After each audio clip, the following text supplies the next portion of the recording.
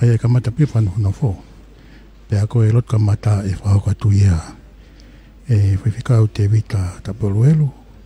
Ka ako e tarekita o e whitutaki e siasi wesirana tawataina Tonga. Pea e hoko te beke pui tua o e Tapanekale Housing Project. E whahoko te pule lahi o e potu ngau e ngahi. Ngau e angalalahi ko lopeti hei muri. Pea kone hiria te tau hoko te beke mea Fakaava. Pea mohono Kamata o e Poloseki, Tapanekale. Pea mo ekpare mea o Tonga, Hua'akavameiliku. La waya te tau hokat ke rea honga ia, e whahoka tu ia, e peni kau tai me talasiu, ka koe prelahi. Me talasiu ka taki. Pea te tau hokat te rea whamalo, e whahoka tu ia he prelahi, o e putunga o e paanga, Kristina tuai me api.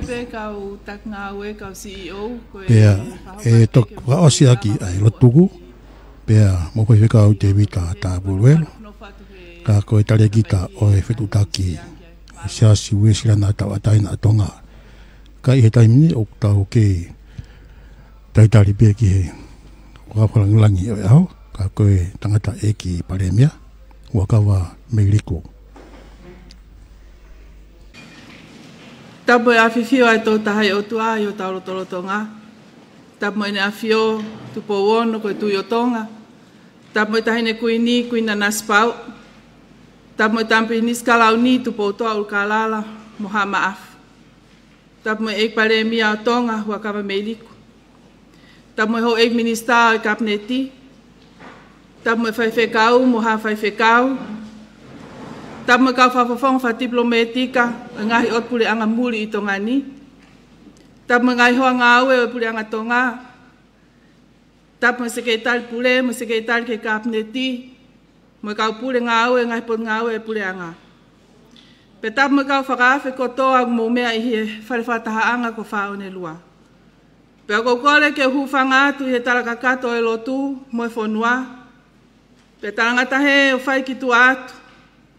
Ka tā ke uwhei ai whatongiani, kono whakahokoko ata e porokalama e hoa tāni. Kono whakata e porokalama ngā aue, ko whotu e ekparemia o Tonga mo e pule anga, ke hake aki ai nofu masive siva, pe ko whakoloa e ngā weni, ko Tapanekale Project. Aia kono ngauhi, hangahi whare no fuanga.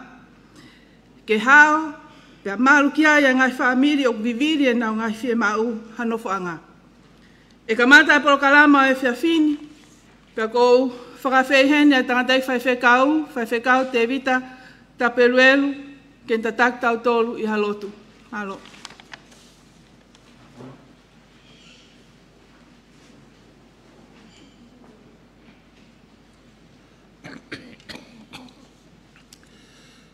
Kore keu, hufanga he tala whakatapu ko tataki aki ai whakatahangan.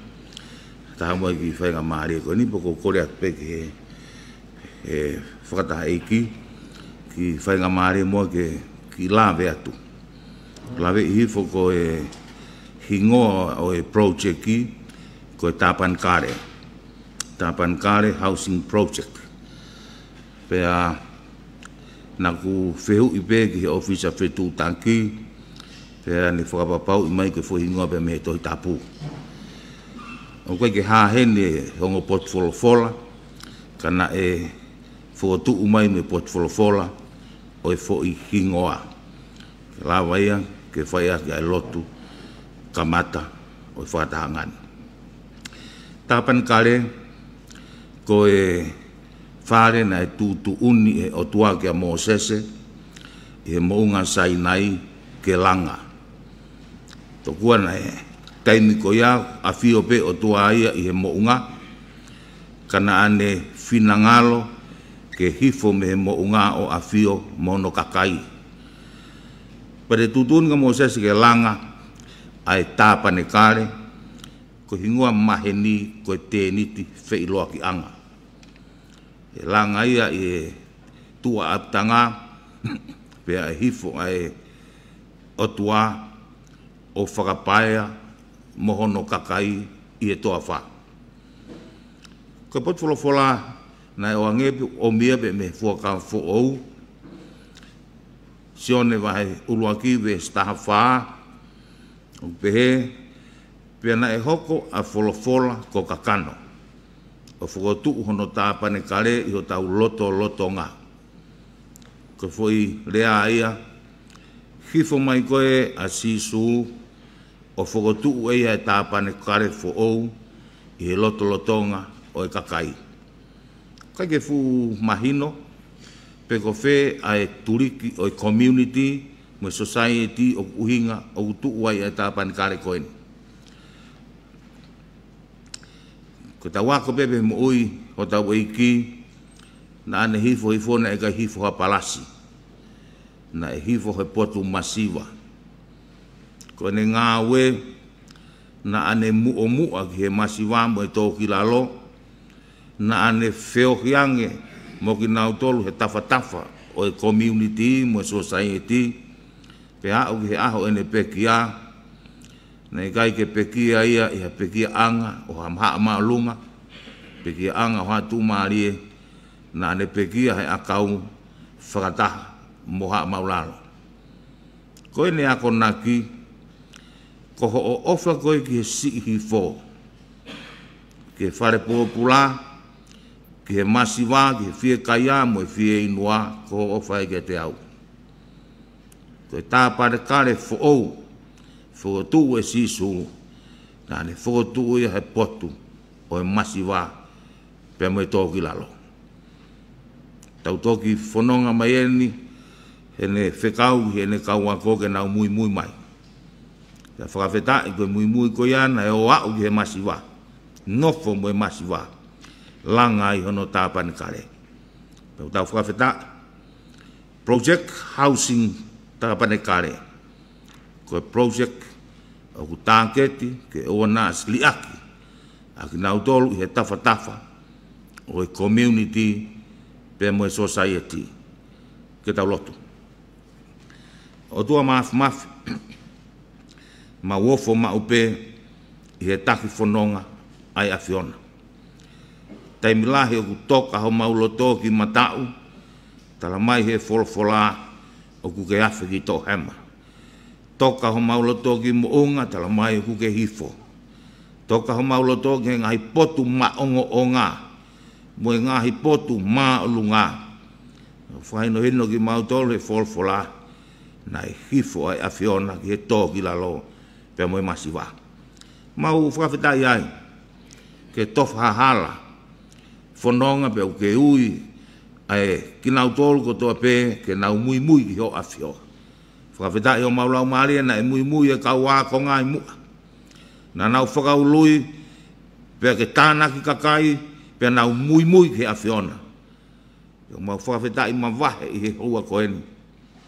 Ko hui ko tataki ko whai he eik pare mea, ka umai tokoni pare mea. Ho eik minista o e kabineti, kau pure ngā ue, kau ngā ue, hoa ngā ue, ke mau whanonga mo e pure anga. O ene a whio, mo e pure anga o Tonga, ke au, ki e tōki lalo, pia mo e masiwa. Tua mafi. Tūnga e whakawhetai pia mo e whakamalo. He tofa hala, mo e omi mama e a whiona, i hono whakakaua mo hono whakotutu, ai Project Housing Tapanekale. Mau whakamu. Ngā ue o ku whaini ke hange ko ho wholofola, ko ho mou whaia kia te au. Ke hifo hata apuaki moha monu ia. Ko wiko e ekpare mea mo e whatongia, ma whatuki, hono tauhi o e pure anga whakata tauhi e koni stūtone. Pehe ki e tokon pare mea mo e poupou, ho ek minista, kau taki ngā ue mo e ngahi potu ngā ue whe ngā ue aki. Ke he Poloseki ngā ue koeni. Tua mafi, mau lotu. Whakatāpu ia e whakaata o e project ini ke Kamata. Mau lotu ua lotu ai pe eke. Si ngahi whamili. Nau tari mai. Ke auange ai Poloseki koeni. ke a uange ai toko ni, ke a uange ai o whape o mautui, o nau tali pepe moi afiona. Whakawhita, koe ni ai whakailonga o e Kamata, e mau hufi atu ai hoko atu, ke taki mua pa ke pou ao mo pou mama, ai afiona.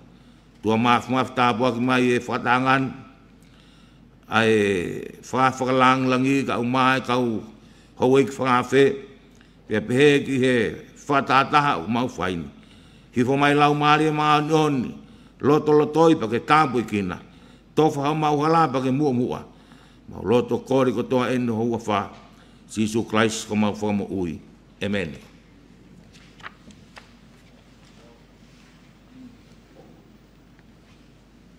Whamalo ki e tātai whaiwhekau, i he lotu kamata o prokalama e whiawhin. I he whengamare koe ni ko whakawhe, a e pulelahi e pot ngau e ke ngai ngau e ngā lalahi, lo pe tei muri, ke ne whakahoko atu ai pui pui tua o e Tapanekale Housing Project, malo.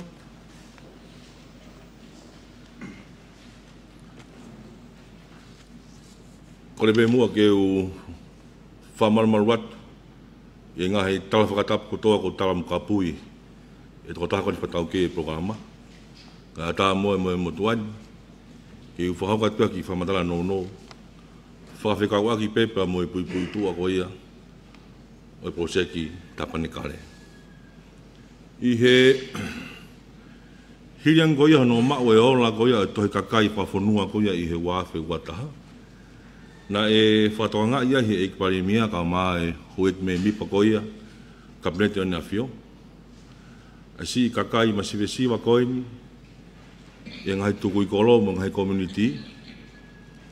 Ai ko peseti e tolpo ni taha, ngai sinoi familia ni mangiau fitunga furu maawaro. Ko whakaatoa e ngai sinoi familia kona i he toi kakai wawonua, whiunga mo e tahamano, maruafe, maru ngau whaafitu. Ko ia ina e tari e rewa i he kabinete o Nafio aho wataha o e peleri, wafe watoru, ke whai mua hatoka e kina make, si ngahi whaamiri koe ni, ke whapapau i mua o ku naunofo i ha Fale, o ku maru, muhao, tatau te whito, ki he ngahi whiamau viviri ko ia, ki he vai, ka maa e nofo ko ia ka inga i ngahi tuku i kolo. Ko ia ina e whakahonga krewa e ngahi potungau e whikau aku e purianga, potungau e savea kere mo e ngahi kolofa natura, potungau e whalotofonua, potungau e paanga, statistika, kaumaa e potungau e ngahi ngau e lalahi. Ke nau siofia mua ha whaunga, mua tisaini, ke whahoko e whatongia koe ni, ka e whapapau e Kamata ake e ngau e koe ni, singa i e ngahi sinai whaamiri koe ni mangiau whangafuru mawhitu. Ko ia e whamaro lahi ke ngau pure ngau e kotoa e ngahi kuwhekau aki, i he ngau e koe ia ku tau whahoko, o lawai ke whotu e ngau e koe ni. Uraki e ngahi makatunga lahi koe ia e ua, u whai koe no Sofia, ko e ngahi whaamiri koe ni ku pau ki nau kau he lisi koe ia, me he potu ngau e statistika. Ko hono ua, ka hatoa ngai sinoi whaamiri koe ni, ko pau ke iai he na kongkere kere. E koe kongkere kere koe ni, ko pau ke uraki, ko kere kere sisita, ko kere kere u ke lisi, pe u ke mau hatohi whangofua, me he tokota mau api, ke Langa, monofo i he kongkere kere koe ni. Ko iai koe whakaukau ne whakahoko, ke Kamata ke ngawe aki e ngahi whare whakonteina koia na e whoaki mai he pureanga se aina, i he whatamaki koia na e hoko i he hunga Tonga, hunga hapai. Koia i koe ngahi whare koia nina e whakotu, pakuai e whawhetai me whamaro ki he ekparemia ka mai e kabinet o Nafio, i hono tali koia e ngahi whare kalasi ke kehe koini e ua. Urake kalasi e whare, kuskoi mita ia e whahiwa poi nima, aia koe whi konteina ia e taha, pea guare ba mai Holy Spirit ke whainas ki ai ai loto Fale ka maha ki wheitu ke whahoko ki ai ngahi mau mai tokoni. Pea guai ba mai whanau kakato ki ai nau whakauhila, nau whakapalama, pea mai tanke mau mawai. ki heinu. Ko whanga whakatapu iai pepa mo toileti, ka maa whakaukau i whare koe ni square mita e whahewa po nima. Ko whare hono ua, ko toi tānaki pe ki iaia whi container e taha, ki hoko ia, ko e loki e ua, pe a ku square mita whakatoa e ono fitu po nima. I he whainga maari e koe ni, loto le rei ai ai kabineti, ka maa ngai kuwhi kau ake purianga, ke oange whainga maari e koe ni mai ngahi kautaha i iki, ke whakaiwia ki nau tolu, ke whapapau i, o ko tawhi a sirini koe ni, ki ngai kakai koe, ngai community, ka maa i tuku i koro. Koe ngau e koe ni, o kuua, uruaki, koe langa hawhare ke tau hao ki ai mo maru, ia toi ahia ki tau tore ngai saikoloni whatalo pikiho tau potahi, pia ngai whatamaki whaina tūra. Ko hono ua, ko hono mono mono, ngai whare koia, tūnga whare ko iai he taimini, ke whapapau i te tau maru mo hao. Ko e magatunga kehe koe ki ai, whakawhaike kehe ia ki ai whare loki taha mi he loki ua, ka pau koe sinoi whamiri ko ia o i he tōlahi e toko taha ki e toko whā, o kuanga e whangamari e ko ia ki he whare loki taha. Ka owa rewa he whāle nima ke lahi korunga, o kuanga e whangamari e ko ia o e loki ua. Ko ia e koe e talamonu, atu heini ki he ngahi ki kau pure whāwahe, ka mai o whisakoro, ka mai ngai kuwhi kau ake purianga ke tau ngai whakataha mua, ke whapapau e kumaru mo hao e tau kakai ngā ke nungai whare, mo whapapau e ora lere e Poloseki ni Tapanekale. Lewe maranga o tau. Whamalo ki e pulelahi o e pot ngau e ngai ngau e angalalahi, i e whainga maria koe ni, ko whawhea e paremia Hua'akavameiliku, e mea Fakaava, mo Kamata e Poloseki Tapanekale. Malo.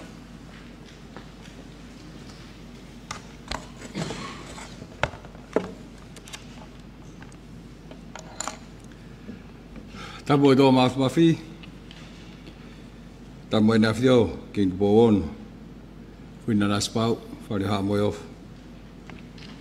Tamo e nge piniskau ni, au mai whare o mono whare, tamo e ni ke hoi ke whanua, tamo ke tōn pare mea, ka mai hoi ke minister e kabineti, tamo ke sekretari pure, ka mai kau ofisa maalunga pureanga, whatapu e ni ki he ngahi waa whengau e aki. Pea moe pureanga, au mahe ni ai ki nau tolu kau whae ngongo. O mou kau whaataha, mo ki tau tolu, i he ahoni, i he programa maho inga koe ni. Ai koe project, pe koe ngau e Tapanekale. Kau uwhangai pe he whatapu kakato, e whahoko he Kamata i tau programani. O tau tau whamalo ko tau pēke tamai mafi, i he ne ofa, wa moe ne whakoroa, ak tau tolu ha hoata, hange koe aho ni. E whai aha no Kamatai, wano whai longai, a project maho inga koe ni, a project Tapanekale. Ta tau te whito he tau whenga aki, he tau whetokoni aki, ke tau whenga aki ko hinga pe, ke ua e rea kina hata. Hange ko ia na e lau ke CEO e Moi, koe ngahi teknikare e, ai whaunga e Fale, mo e whaunga na e whiri aki, whatatau ke whakamatala na e mau i he tohi kakai whamui taha o Tonga ni. Kau tu whae sio ke ngahi mea koni, hange koe kere, mo e wala mea pehe. Aku iai pe ngai whainga maari, o paurewa o ke sio, koe ke mau mau e ngahi hingoa o ki nau tolu, tong ke mau tokonia, mo mau whinga aki mo ia, lawa pe ke whaha pōtā noa ki ai. Ka koe hange koe lau koe na sio e Moi, koe ngahi api koe ni o mau whinga aki, ke whaha whetokoni aki, o kunai mau ia me he whamatala e tohi kakai, whamui taha a Tonga ni. Kange koe mea e whaiwhekau i ne lotu le rei na Kamata ki e tau whataha, Fakaava mo Tapanekale ke Prosperity Asione vai ula ki vesta fa ka go tui mahalo ko whakahoko mai a fōke o ton pe ke whakāua atu mo tohi koe palofita ko leo tiko ua tolu ves whaua pa te ngā tai ko ngā ku i heni kau tak malunga e ta whaaki koe ni ka ku koe uhinga ia tau pehe hono mau ahingoa koe ni ke whaia ke ngā we ai nei whamalala he whai whikau pa nei whai ke tau lot lerei ai project Tapanekale e pure ngā ulahi pe ngā polokama toko ni ngā ta whakeke ta whake ako ta whake mea whaka ekonomika ono toko ni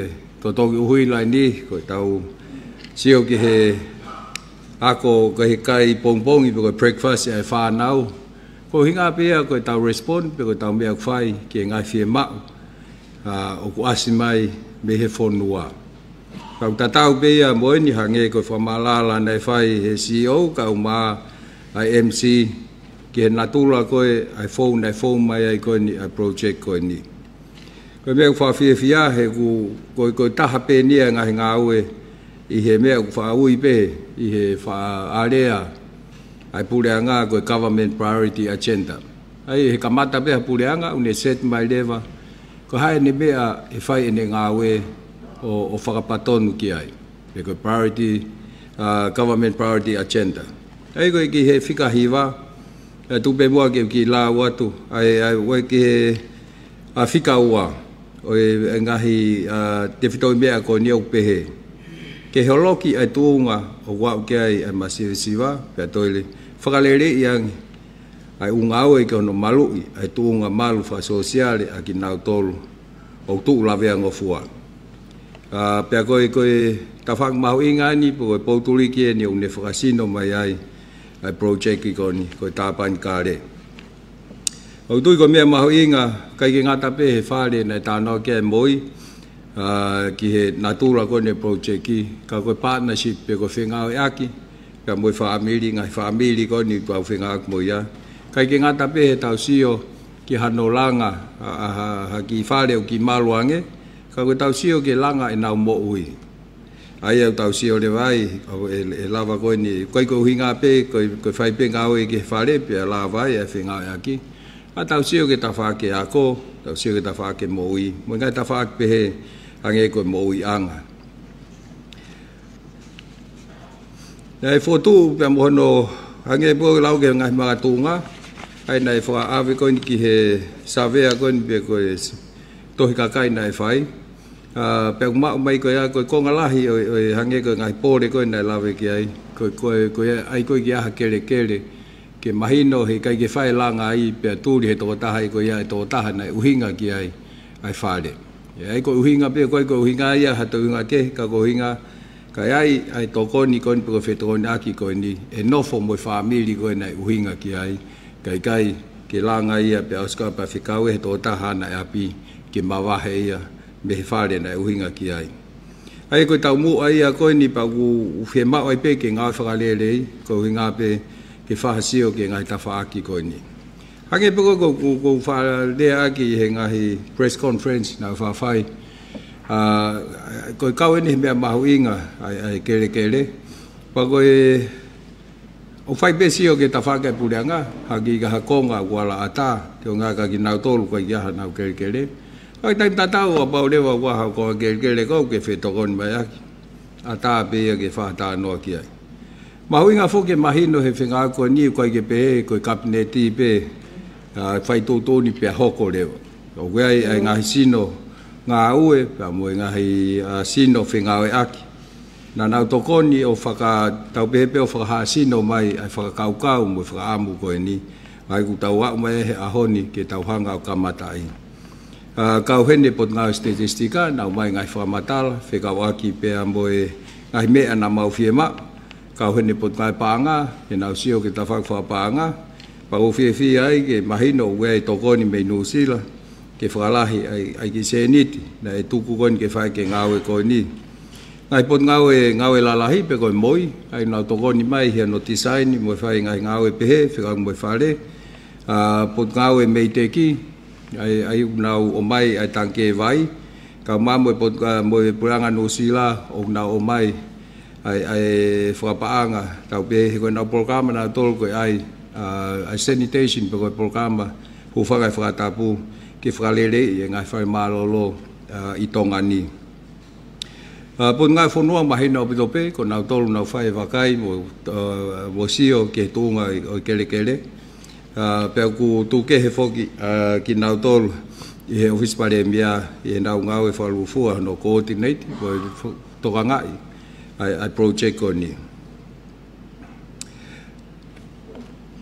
Koe whaamu ia e ngai whaamili ko ni utau whenga ko ni te moto e maluang, wahange koe lawe kia ni nai.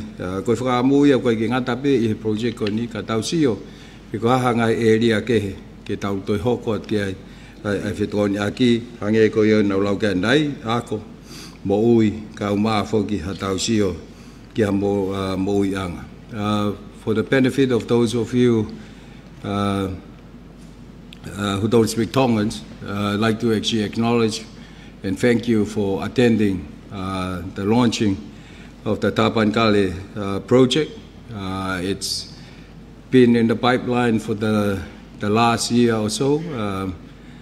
When we found out that there are households that have dire needs for assistance.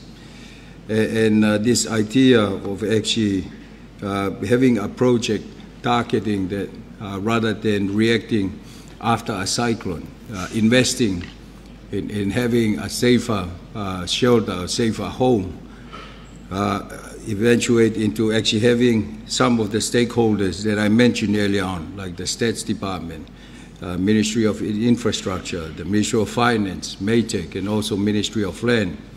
By bringing all this ministry and other stakeholders together, we managed to actually get to where we are right now, where we are today, in actually launching this project with 9 families, 9 households. And the intention is that we'll start with this 9 and that we progressively work with other families at the same time looking for partners to actually help and work with us into improving other aspects of the households like education, health, and also livelihood. And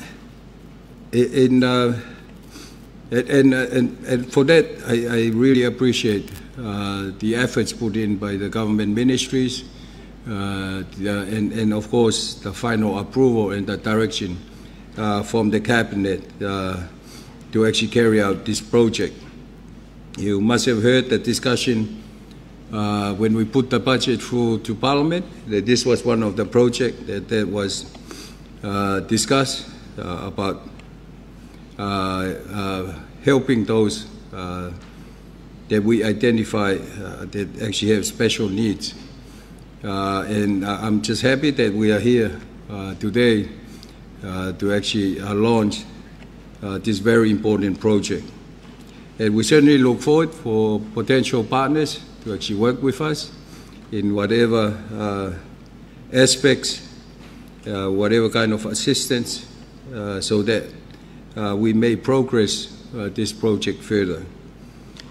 Ko ia pe ai ki whahua no ka watai whamalo again ki he whaithekau ka mai ho e kabineti mo ki motol ko toa mo lawa mai i he whiawhini ki hono Kamata i ko ia project Tapanekale palo apitu. Pamalo ki he e Fale mea Hua'akavameiliku e whakoloa e whakatahanga e whiawhini.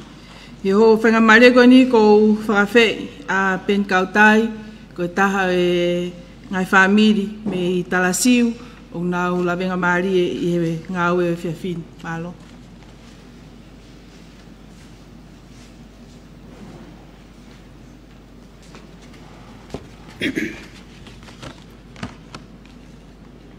O ko kore ke u whangatu e ngai talwhako. tapu kua o si whakatahan tapu. Ik pare mia mo hono ho ik nista.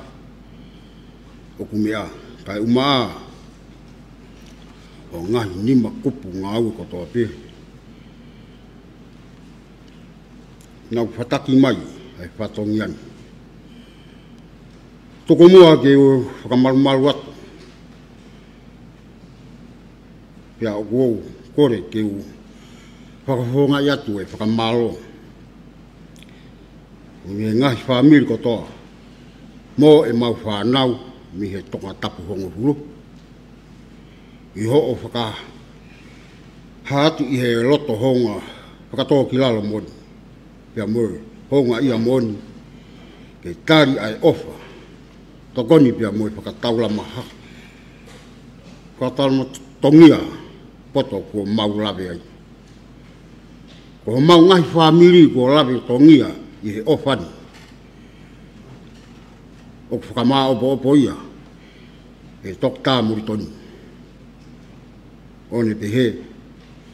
O iai ha hi whanua o putu i o seni. Nei kai. Ke mau o tua.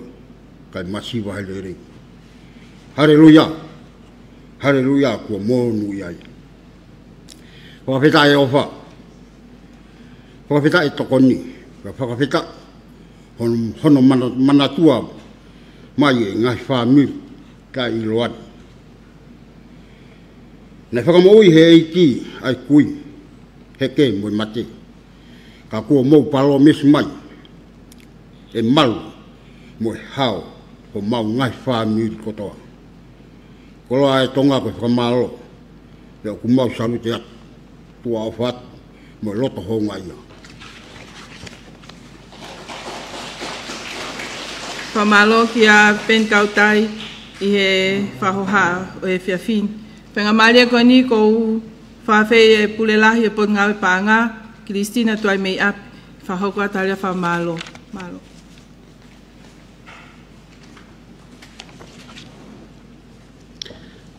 Whatap ke hawhea o tua mawhi o tau Tonga. Whatap ke hawa e whonua ki ntupo wono. Ka hine kuini mo Fale o haa Moiofa. Whatap ke hau eiki o whonua. Whatap foki he pale mia o Tonga mo hau eiki i kapneti foki. Ate whatap ma ke foki heni ki si ngai whamiri o kunau inasi i he tāpua kini. Ka koe tokoni foki ai pure anga ki hono tokonia o whakahakeake mo ui whakalukfua si kakaio e whonua. O kuatu heni e whakatapu ke kautak ngā ue o naipot ngā ue. Whamalo atu whoki ke tangata e whaiwhekau i hono lotua e ki Polokalamani. Mono tāpua ki e Poloseki mahu inga pia makehe ko e ni mai kakaio e whonua. Pako kore ke whakamalu atu i e whakatapu i ta whakatap kakato na Kamata aki ai Polokalamani. Ka e tāma ki whinimutuani ki whakakato ai whatongia. O tau kau whakataha mo e lotu lelei o e aho ni. I whakawhetai mo e tukolo lia. Ke otua mafi ko si hova si aila ia. O kune toko nia ma upe ma ki tau tolu. Ko ia ho tau hi mo tau toko ni ofi. Whakawhetai hono whakatonua ai tuli fua ai pe ai pure anga ki hono whatongia, ke pou, ki hono pātolo aki ai whakalakalaka, ke whakalekesi ai mo ui, o e kakai, o kunau. Fie mau make, pia viviri i he whonua, pa ke whakapapau i foki, o ku inasi ai toko taha kotoa pe, e ngai whainga maari e alamau. O kua whakawhonga atu e whakamalo ki e pale e mia foki.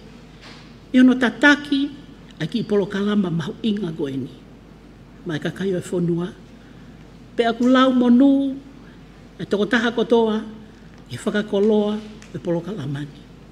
Whakamalo atu heni foki ki o e kapneti o e kautak ngawe o ngai pot ngawe tau te fito ka kinau tolu o kinau fuesia ai konga lahi o ngai whakahoku whatongia koe ni ki hono Kamata i o ki Polokalamani. Whamalo atu whoki heni ko hiko Kamata o Polokalama koe ni O ku iai ai amanaki lelei ai pure anga.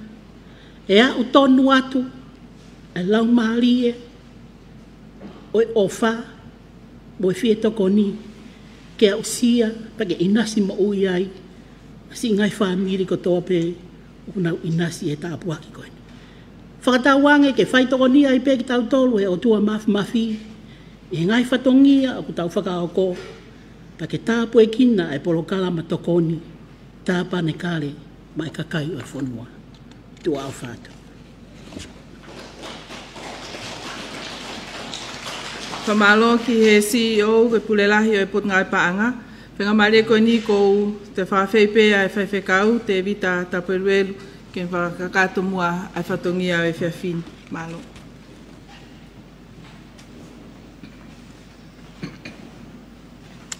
Ke tau lotu. E tua mafi. Tai tuko e mau whakawhetai, mo e mau whakamalo, hei kuna, o e ngāue, mau ngonga koen. Mau whakamalo, he tak whanonga he a whiona. Lawai hono whakaata, pe whakahekeheka e whakawholau, o e Poloseki, Tapanekale. Mau lotu ia, tāpuaki mai e hala whanonga, ia e ngahi pore, ia e ngahi hakenga mo i whonga, kakakaua e a whiona, e toka maarie, pe tau whanua, ai wholau mau whai. Toka tāpuak mai, e pare mea, kau mai e tokon pare mea, pe peke hoa iki minista o e kabineti, ngahi whatongia, tuk whalala ke te kinau tolu, he ne a whio, pe moe whanua. Mau hapai a gei pea, sekretari pure, kau mai kau tak ngawe, pe ngai sino ngawe mo ngai kupu whenga ako toa pe o project koen. Mau mana tua atu si ngai family. Po ke Kamata ngai family o mau Kamata pe mo ngai family e amui mai. Io no tari whakaaonga mo whakawheta ia ai tokoni o kua whotu tu he kapneti pe mo e pure anga. Tua mafu mau lotuia. Tau kaua he ahon pe moe kaha una. Ma ua tua e langi he ahon whai mawai pe. Ia sisu klais ko ma whamu ui e meni. Pe koe kreso tau e kiko sisu klais o whalahi o tua ko tau tamai mu whihelau maari e maa oni oni. A whioa mau tolo o nā hiri kai whai peo tai ngata e meni. Ko Moimoi pe e pare mia. Ka koe ki whenga maari e koe nianga peu kai e pokalama, pe whenga maari ha i mista pe moe.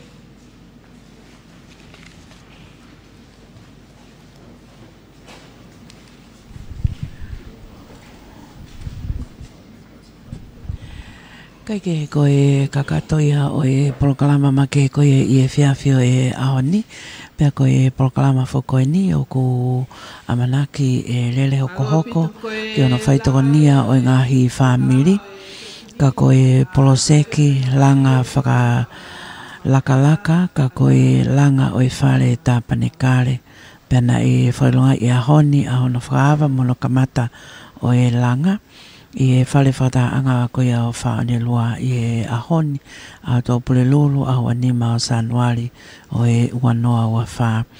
Kei ke ko e polokalamana e Kamata pe whoki a lotu aina e tatakia e tangata eki whaiwhekau ko te evita tapo e luelu ko e tarekitaia o e waawhitu utaki a se aswesirana tau ataina ko ia o Tonga na e whaumai whainga maari o tuku mai ai e CEO pe koe tare ki ta pure koia o e potunga aue ke ngahi ngawe angalalahi pe koe moi ko lo peti he muri ai pui tua o Flavei pe a moe ngahi Fale koe ni ai a loa pe koe Langa Fale Tapanekale na e iai moe mea ai e pare mea Hua'akavameiliku Flavei anga tonu pe a moe polokalama Langa Fale koe ni Tapanekale ai pure anga, ka kono whaitokonia mo whoaki ai whainga maarie ki he uloaki whamiri toko hiva, pe lele hoko ato ai pe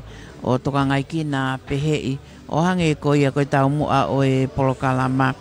Nei whaafonga whoki e peni kautai mei talasiu ai Ngai whaamiri koia unau uloaki kau I he polokalama langa Fale Tapanekale. Pea o Moimoi lea whamalo me he CEO ka koi pule lahia o potunga ue paanga ko Christina toai mei api.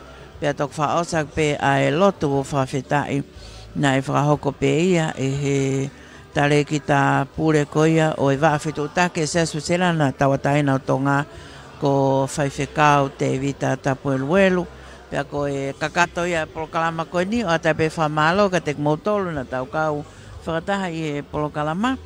Pea pe he whoki ki he whamalo ki he ofisi o Ekpalemia ko hi ko whakotukutu o polokalama koe ni o tau ina skotoa ai. Ko tō taha koe na nanga whakahoko atu ai polokalama ko maule haia me ofisi ko ia o Ekpalemia. Whawhunga e tai peak mautolu na whaiwhatongi at mei heni ko alipate ki sina pea mo wepi lea I he whaita ka maafo ki mei he tawhaakwa teknikare ko Io I he ahoni ko lisia te tāna tohi me tawhaakuia ai retio pe whoki a whatawhitu I fua mei he tawhaaki ko ia e tau live stream kai malo mo mea mai ka mo mea